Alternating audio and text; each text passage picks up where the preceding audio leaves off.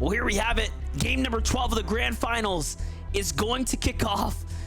And we'll see if Acorn and Cold end up regretting the fact that that NPC took 6 points from them when we started the day or not. Essentially, it's a Vive, Booga, Peterbot, and Pollo's game to try to fight for.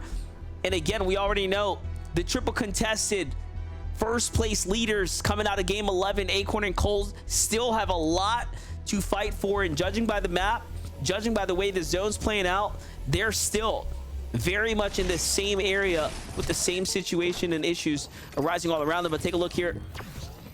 We're gonna start things off with a new perspective here of Tahi, who's just getting situated here at the Classy Courts as other players are starting to take to the world right now. We already know that last game didn't go well for Baka and Pars, who got unfortunately taken out by a third party and then finished off by Chance and Aaron here. But this is what we wanted to see from them last game, and had they just won that last game, it makes you wonder that they'd be up in the top 3 conversation right now. Right now, it's just about even trying to break into top 5 for Baka and Pars. Chance, Aaron, as per usual, being that initial engagement that Baka and Pars are going to embark upon. Pars getting credit for 1 elimination so far. But as far as adaptations are concerned, one that would be nice is if Baka and Pars choose not to lose focus and chase out the remaining teammate between Chance and Aaron, as we've already seen one time how detrimental that has been towards their overall gameplay of the day. And looking back here now at Fencing Fields, Acorn Cold, our current leading team of this Grands. And a little bit curious, MDF, because in EU, we saw Malibuca Mustache. They won, sure, but guess where they won from? And if your guess isn't Fencing Fields, might be a little bit more than meets the eye about this POI. And have to believe that it starts with that mythic striker. That weapon, too good for its own right, but well, also that... We did say that yesterday too, when we were just looking at Muzz and Paper's dominant performance. They were coming out the gate, and one of the breakdowns on the desk was like, hey guys, I think Fencing Fields, like, there's just something up here. Like, everyone's playing so well out of this drop. I don't know if it's center or if it's just the weapons like you mentioned, but there is definitely something nice in the water over there for sure. Yeah, different kind of scene as well for Aviv and Booga entirely. These Muzz Paper actually find themselves in a little bit of a predicament here. They made their usual rotation over to Ruined Reels, but TK, Bacon, it's actually Rise. Ooh. Yamzo also lurking, but Bacon especially trying to piece up Paper. Paper not going to be able to buy enough space. He will fall. So Muzz Paper, elimed. And now Rise, Yamzo. So many shieldfish. Rise and Yamzo, they are just out for whoever. They want every elimination they can find. Yeah, I think this is just the last hurrah right now for Yamzo and Rise. We already know Yamzo taking things a little tough right now. So for him, it's just a matter of finishing the day off strong, exiting on a solid performance, and honestly, just hope he keeps his head up alongside Rise right here. Yeah, regardless of standings, Yamzo and Rise definitely solidifying themselves as #1 in the hearts of many. Hoping for the best for them in this final lobby, but they are certainly not the only team trying to make their last stand here. It's Noxy and Crisp doing what they can up against the likes of Freeze and Suscript. Suscript having already been eliminated. Now it's down to just Freeze to keep his teammates' final lobby hopes alive. Doing his best to juke around, and it's coming every which direction. But again, Crisp, Noxy closing in. Chris gonna be able to hold off the side ramp position, and it's just too much pressure. Super clean with it. Just take a look. Just making it look like a creative game right here. Sizes him up, boxes him up, cones him in. No problem. Nice and easy. Must be playing Zone Wars, no doubt. Let's take a look at Peterbot and Boyer right now, who have to do, I don't know, a lot if they want to start closing the gap. Considering that no one landed on Acorn and Cold, just tells us that, in my opinion, you're playing for top 3. You have to do something incredibly well to outperform Acorn and Cold with this amount of, points separating the two. But you also can't get too distracted because Peterbot Pollo, they know that it's within their grasp for that first place standing. They need a phenomenal final match. And honestly, for Acorn and Cole to suffer a slightly earlier departure from this lobby, boy, Peterbot is slamming shots like that. Yes. Reaper, Sniper, someone needs to get this man in check. Because Peterbot being an absolute menace to the lobby all day today, and some of the shots that he's managed to build up here. I mean, what more do you want? He's got the aim, he's got this forecast tower, so he's got the zone. That's it. You just can't stop him. He's an unstoppable, unmovable force. No doubt. It's so entertaining to watch play and compete at a high level. As is Booga and Aviv, man. These guys have continued to, just kind of fly under the radar, stay consistent, nothing too flashy.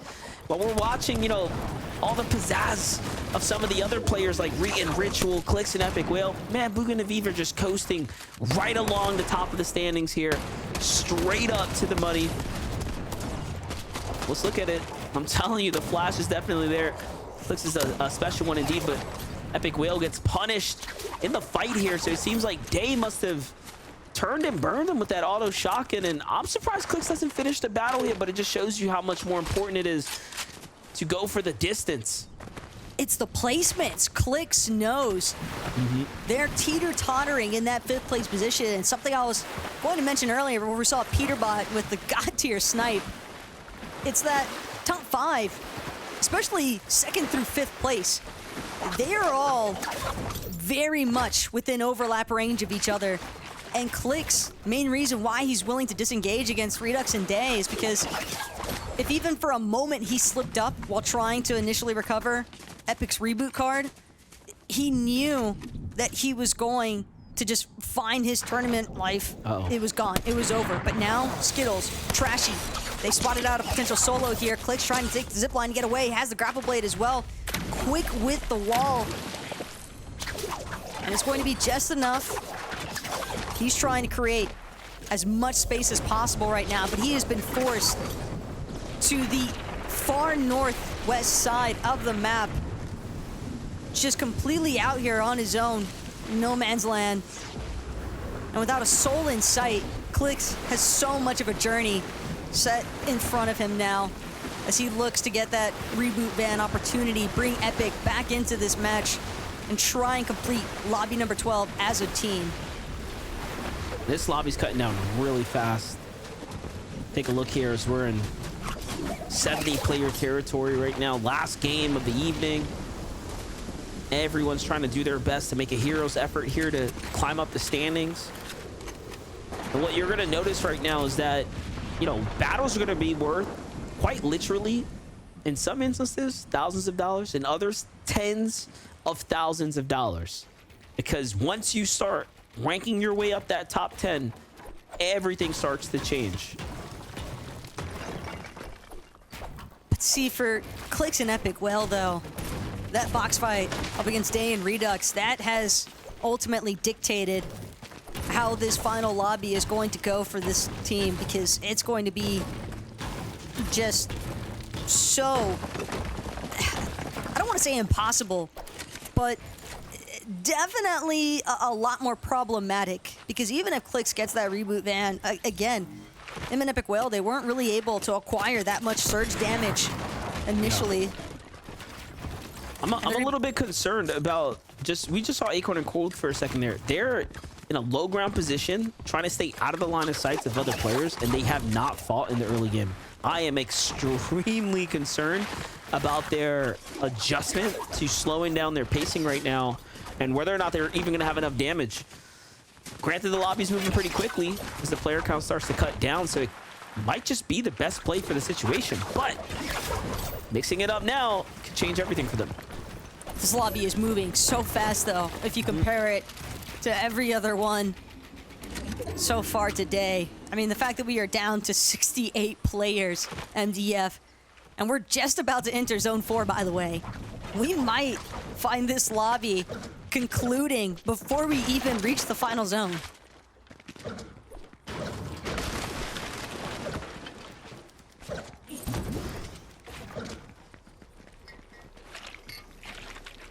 Vive and Booga right now just trying to get situated here. Zone's going to start to come in, and again, this is a team that's no strangers to playing the late side of the timer as far as the early zones are concerned. And for the first time now, we're really tuning in with seeing essentially what makes this duo successful. But right now they do have a team that's waiting here just at the top. They're going to catch this sound cue as soon as Booga or Vive grapple hooks over. But no, I actually haven't seen them turn around. They have no idea that they're above them and never really know how close danger can be. We know Booga loves to do these elaborate dead side rotations, but going to the literal peak of this mountain just to take advantage of the launch pad, it is a bit of a stretch there for Booga and Aviv.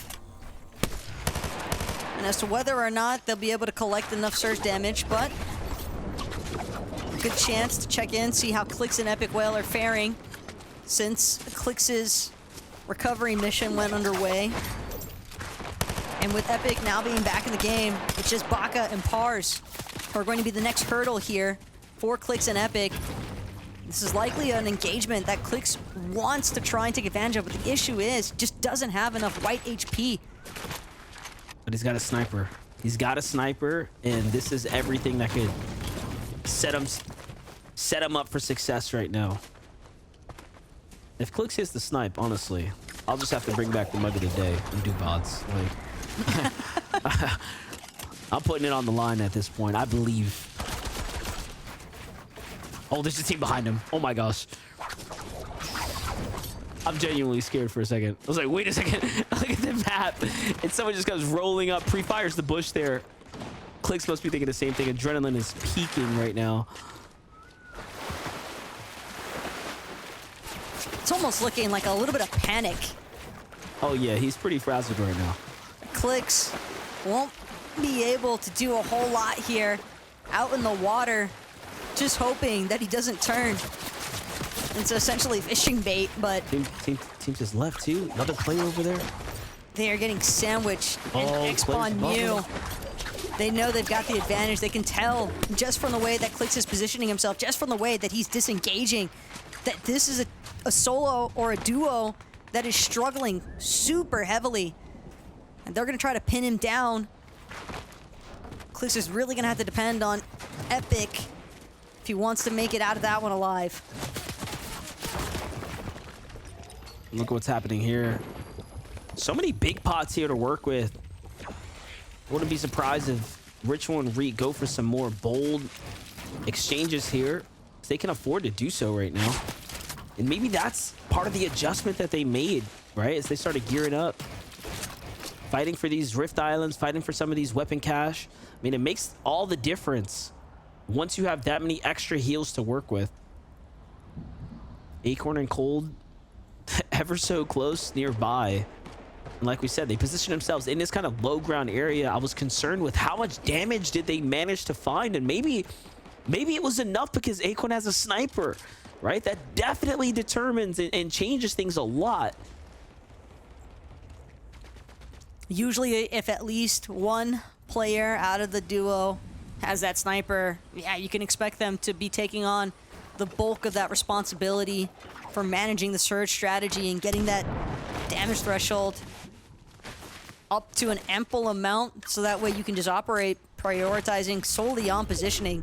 And that does seem to be the case for Acorn and Cold. They seem a little bit too calm, a little bit too relaxed.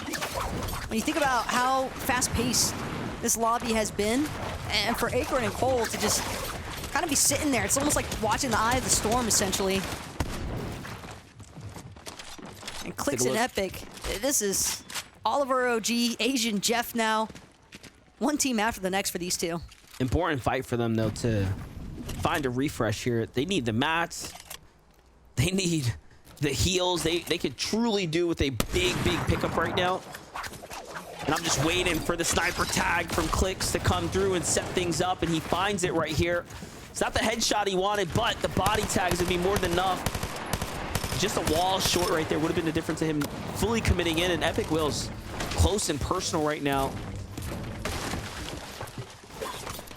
But the way that Clicks started to push Golden and Ozone inwards, for a moment there, it almost looked as if Golden and Ozone were going to get sandwiched between Clicks, Epic, and Asian Jeff, Oliver OG, but instead, Oliver OG, Asian Jeff, a little bit too separated from this current engagement. Now it could be potentially X-Pawn Mew. Have to keep in mind, they caught eyes of Clicks way over yonder when Clicks was still even making this initial rotation towards Classy Course. The fact that they followed him all the way here indicates that X-Pawn Mew, they also want elimination points, or at the very least, surge damage.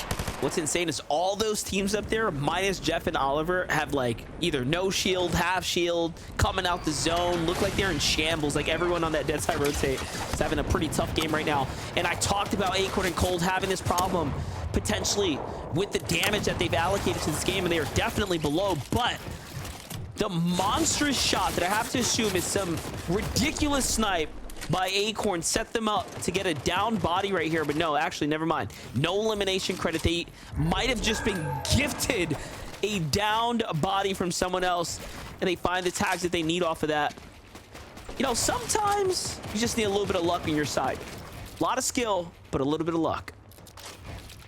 Almost feels like destiny at this point for Cold and Acorn, but they still want to take their fate into their own hands, still trying to have control over things. Peterbot, there's one thing that's been consistent with this Bandit day. It is the headshot snipes. We find where that supply drop came from. Dasha Rooney falling from the sky.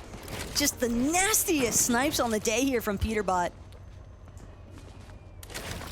It's just, what do you say? So good. Oh, the pre-fire through the wall. You love to see it. Look, with the sniper in hand, Peterbot is definitely in his prime right now. It just seems like things are lining up for him this season, and you know what?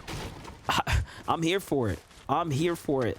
I'll talk about an insane story that's coming together right now. Clicks and Epic Whale putting together this game right here when just against all odds, Clicks have to play for the ridiculous save onto Epic Whale, and then absolute clutch disengages just to be in the run right now. So impressive. Clicks and Epic Whale have been so impressive this season. They have to be proud of their performance regardless of what end results come out of it, but I'm sure they wouldn't be too mad with a top 3 or something. Wow. Look at the X-Pawn tag right there. Beautiful sniper shot from Clicks. Like, it might not be a headshot, but body shots still count. Epic as well, gonna take full advantage of this campfire. Very fortunate one as well, because Epic, Clicks, they don't have any white heals of their own. So depending on the map and what it naturally provides, can go a long way sometimes. Aviv and Booga, though, been a minute since we checked in to see how things have been shaping up for these two in the final lobby of Grands. Crisp and Noxy, though, if Epic and Clicks saw that knock just now, probably hoping that Crisp won't actually be able to get the revive off. And it is going to be an unsuccessful attempt here. X-Pawn, Mew, they're gonna force themselves into the box. So Crisp and Noxy now being knocked out of the count. This could be the chance here for Clicks and Epic to find themselves with a potential top 4, if not top 3 finish, depending on how things go for Aviv and Booga. Yeah, definitely. And Clicks and Epic had a good amount of points ahead of their 6th place, competitors. So this is a top 4 lining up right now for Clicks and Epic Whale. They can just start earning some placement points. For Aviv and Booga, though, they have to turn up the eliminations now if they want to stay on pace with Peterbot and Boyo. Placement points aside, because look at how light the lobby is right now. You have to assume Performance is probably feeling pretty solid, but more importantly, this game's ending really quickly, and the placement points are just around the corner, right? So that means the elims are going to start to run light. Cold is going to find elimination in the feed there onto Tahi, so things are starting to add up right now for even Acorn and Cold. Reed and Ritual, though, hoping that they can find some of the same gift exchanges that Acorn and Cold have stumbled upon here today. But Cold, whether it's a supply drop via Peterbot, finding a snipe onto Dasher Rooney, or just taking advantage of Scented and Tahi being pressured inside of their box to expose there on the side. Cold making quick work of Tahi. Big elimination as well to just continue building up their gap between first and second place. Cold and Acorn dead center right now as well. And there it is, finally. One of those eliminations that, you know, Clicks really needed to kind of get him in the situation to have some material. Not the greatest amount from the pickup. So we're just gonna have to run this back and see exactly who it was that he took out. Oh, it's gonna be Rise here. He finds with a big tag there. Drops him down likely into this box here shortly after. There it is, the shotgun to catch him. And then the full finish there. Tough stuff for Yamzo and Rise, but again, their struggles today have been so unique and different in comparison to a lot of these other teams battling it out. Regardless of where Yamzo and Rise end up in the final leaderboard, they are absolute warriors for their performance here today. As now Peterbot, Pollo, they're actually trying to be the warriors of the low ground. Decent amount of tarp space already built out here. Good amount of builds still remain as well. And with no real high ground having been established just yet, it's all going to be about who can actually take control of front side of zone. Aviv and Booga right now staying active. Like you said, in control of zone here. But the material looking a little light. Heals, a little worse for wears. Could we be seeing Booga and Aviv come short right now as the team jumps in? It's Oliver OG, it's Jeff. But this might be a best case scenario. If they can win, of course, because they get delivered everything that Oliver and Jeff have to offer them, but Aviv gets knocked.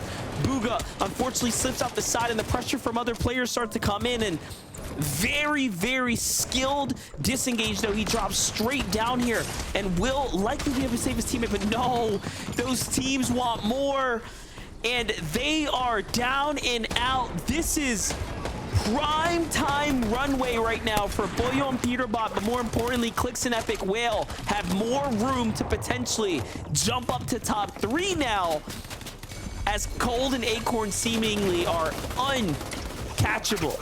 And not only that, but for Clicks and Epic Whale, Clicks' highest performance was all the way back, Chapter 3, Season 3. He got a 4th place finish with Dukes. You know he wants 3rd or higher here on the day. With Booga and Aviv no longer being in that lobby, it's a very real possibility. High ground, but can they maintain it? That has been their struggle whenever they go for the high overtakes. Getting some good pressure now into secondary height is Clicks. Epic, they need to maintain their awareness, though, when they're controlling that high ground. Peterbot doing an excellent job to find a knock of his own onto LeBron James. And now grappling, trying to maintain pace with the rest of the lobby, trying not to get focused out either. And I just want to say, if all games are going to go for high ground, the last one, when no one or everyone has everything to gain, nothing to lose, essentially, as it's the end of the day, is so incredibly risky. Look at Peterbot, look at Boyo. They're moving up for a reason right now. And when you give them enough time, when there's not enough pressure and they can size up your position, it's all or nothing. Even Oliver OG decides to try to go for it. And I think Clicks and Epic are really taking a bold move right here. And they will need a refresher if they want to maintain this, because other teams are going to start coming up here soon. They've got their eyes set currently on Oliver. Big pickup find as well. That material going to be much needed. Ritual all the while on the low ground. Miro, it's Cooper. They're going to be eliminated. Cold Acorn now proving to be another set of foes here. Oh, but they just claim Chubbs instead. Bryce possibly still running around as a solo. Pollo, though, on the other hand, he is definitely a solo here. No Peterbot. Higher taken out. matching points, making noise here. Boyo is not giving up. He wants to hold this positioning for as long as possible right now. Epic Whale gets broken off of the high ground, though. Cold and Acorn are trying to make a superstar podium finish here with the win if they can help it. But Boyo's still in this too, holding on as he takes down Bryce right now. There is so much unfolding here. Reet gets hurt big time here, and he gets traded with Ritual there too. Vanilla's gonna finish off Reet. Boyo's gonna swing his way through. Top 5 now. 8 players remaining. Threats being one of them. Boyo trying to stay incognito, but again, take a look. Clicks Epic in the ultimate high ground currently. Acorn Cold, secondary height, could potentially be looking to make a play. Boyo just slithering on by. Nobody recognizing the fact that this solo was located in the boxes directly underneath him. Can hear all that foot traffic moving around him, doing his best to stay undiscovered. Epic gets a big chunk out of Cold, but it's gonna be Cold who turns things around. Double elimination here onto Clicks and Epic Whale. Oh, and another one. And now it's Duke and Threats on the low ground here. Acorn and Cold have fought their way all the way up to first place, and it doesn't matter how you cut it. They will be your grand finals champions here, but can they close it out on a win? They sure can. A huge tag there, of course. Cold's gonna hit it back to back, and they do it again here. A year later, from chapter 4 to chapter 5, we have winners. Stole the words right out of my mouth there, MDF. The fact that Acorn and Cold are able to replicate their success from the very first major of Chapter 4 and now here in Chapter 5, starting things off with a bang. Just incredible. Very rarely do you see your first place team ride it into a victory royale for an undisputable championship victory. That is the way you close out a game of Fortnite. And if we thought they had a lackluster performance here or there and they were barely holding on, well, guess what? They did it unarguably in clean fashion. Congratulations to Acorn and Cold as they do it again. You know Man City's happy with their most recent signing. You know Dignitas is going to celebrate today as they have another championship win under their belt. Just incredible.